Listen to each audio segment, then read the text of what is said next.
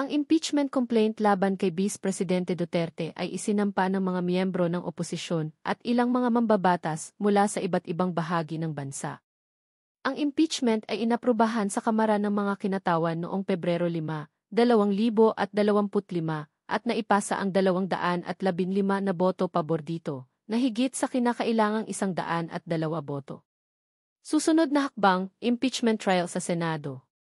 Pagkatapos maipasa sa Kamara, ang reklamo ay ipapasa sa Senado na magsasagawa ng impeachment trial upang matukoy kung si Sara Duterte ay maisala o hindi. Kung siya ay mapatunayang may sala, maaari siyang matanggal sa pwesto at hindi na makakabalik sa gobyerno. Pahayag ni Vice Presidente Duterte.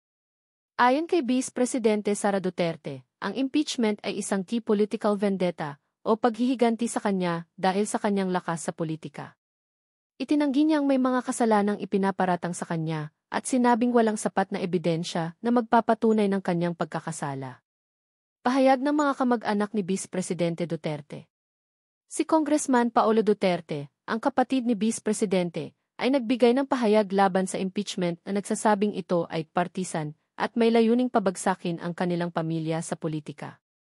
Anya, ito ay isang hakbang para sirain ang reputasyon ng kanilang pamilya. Konteksto ng impeachment. Ang impeachment na ito ay nangyari sa isang panahon ng tensyon sa pagitan ni Vice Presidente Sara Duterte at Pangulong Ferdinand Marcos Jr. Bagaman magkaalyado sila noon, nagkaroon sila ng mga issue sa politika at pamamahala. Sinabi ni Marcos na hindi siya pabor sa impeachment, ngunit hindi rin siya makikialam sa proseso ng mga mambabatas. Mga posibleng epekto. Kung matuloy ang impeachment at mapatunayang maisala si Sara Duterte, siya ay tatanggalin sa kanyang pwesto bilang Vice Presidente ng Pilipinas. Dahil dito, magiging malaking epekto ito sa politika ng bansa at magdadala ng mga pagbabago sa mga posisyon ng gobyerno. Ang mga mambabatas at mga mamamayan ay nakatutok sa bawat hakbang ng impeachment upang matutunan kung maisapat bang basehan ang mga paratang laban kay Sara Duterte at kung paano ito makakaapekto sa pamahalaan. BOD. Impeachment laban kay Vice Presidente Sara Duterte. Mga paratang, paglabag sa saligang batas, pagtataksil sa tiwala ng publiko, korupsyon, at iba pang malalaking krimen. Paghahain sa Kamara, naaprubahan noong Pebrero 5, 2025 ng 215 na boto. Susunod na hakbang, paglilitis sa Senado para tukuyin kung siya ay maisala.